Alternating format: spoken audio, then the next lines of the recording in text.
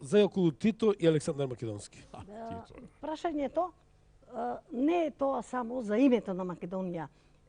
Секогаш се врши едно стеснување, едно ограничување. Например, сите романи, сите книги, сите податоци за Филип се вакви.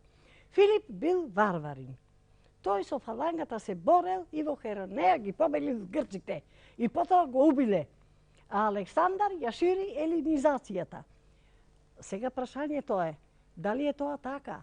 Ако Аминта имал 5 синови, ако сите тие имале свој принцези, имале свој деца, свое наследство, ако тие имале историја, се бореле, гинеле, ако самиот Филип 7 пати се женел и од 7 жени деца имал, тоа се генот, генетски продолжено.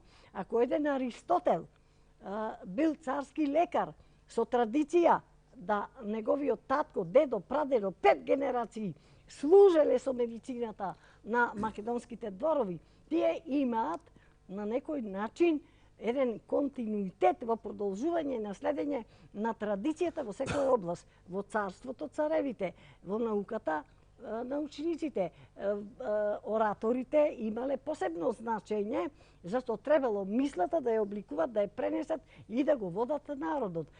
Уметниците имале свој тафи и сето тоа има еден свој континуитет и ако сакате да направите една споредба, ќе се види дека сите царски палати, сите школи, сите градби, сите тврдини исти се како олтарите во црквата. Исти се мозаиците од 5-тиот, од 6-тиот век пред нашата ера во македонските палати, како што се фреските на зидовите во црквите и во манастирите. Исти се облеките на владиците со круна на главата, богато украсени. Тоа е традиција што поминува од македонските цареви и народ во македонската религија, православието, а од тука натаму продолжува. Сега сакам ова прашање да го поврзам со второто прашање за словените. Ова прашање сметам дека најдобро го има обработено Ристо Ивановски.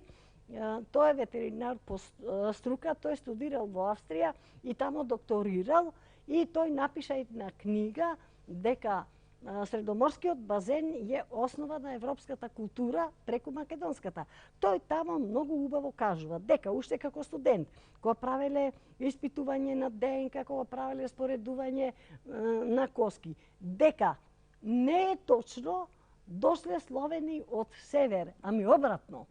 Ни едно животно, ни една билка, ни едно растение, ни еден човек не е дојден да се насели во Македонија, туку обратно. Кога имало војни, притисоци, римски, турски, било какви, меѓусебни, тоа се династички, народот барал пат и одел на север до Сибир и до Владивосток. Тамо, кога зборуваат, јас можам да ги разберам бугарите, србите, украинците, русите, сите, ама не можам да ги разберам ниту албанците, ниту грците.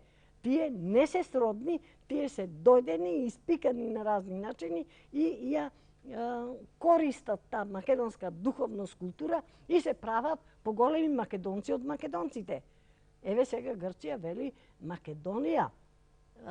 Имината на Аристотел, имината на царевите ги користат како свој. Се прават македонци. Зашто? Немаат свое. Немаат ништо. Ако се направи една споредена анализа, ќе се види дека ниту имале скулптури, ниту имале учители, ниту имале своји школи. Чекале да дојди фалангата на Александар во Атина прв театар да му изгради. А ние сегде ќе видиме дека тоа се грчки драми, што не е воопшто точно, ами драмите се од животот на македонските цареви. Сакав уште ова да кажам. Цела Европа, Ристо Ивановски кај што го пишува тоа, према роговите на животните, према изгледот, према сето тоа, какво било движењето. Ама исто така, Европа во 16 и 17 век немала кајсии, немала јаболки, немала јагоди, малини, ништо од тие овошја. Македонците одејќи до Сибир, до Јапан, до Кина, затоа и Јапан и Кина многу повеќе знаат за македонските цареви, за Александар и за нас отколку што ние, зашто нас тоа ни се крие не ни е достапно, не ни се Па да кажува. разбираме и за Индија, и за Пакистан. И Пакистан. Еве, например, на хунзите, како за македонските цареви, биле варвари и толку и не се упуштаат да го видат родословието постаро од Библијата. На хунзите им викаат и на калашите. Вие сте потомци на ранетите, престарените, на изнемоштените македонци, кои што биле смртно погодувани во војни, во се останале тука, зашто не можеле да се вратат. Како бе така, ги прашувам?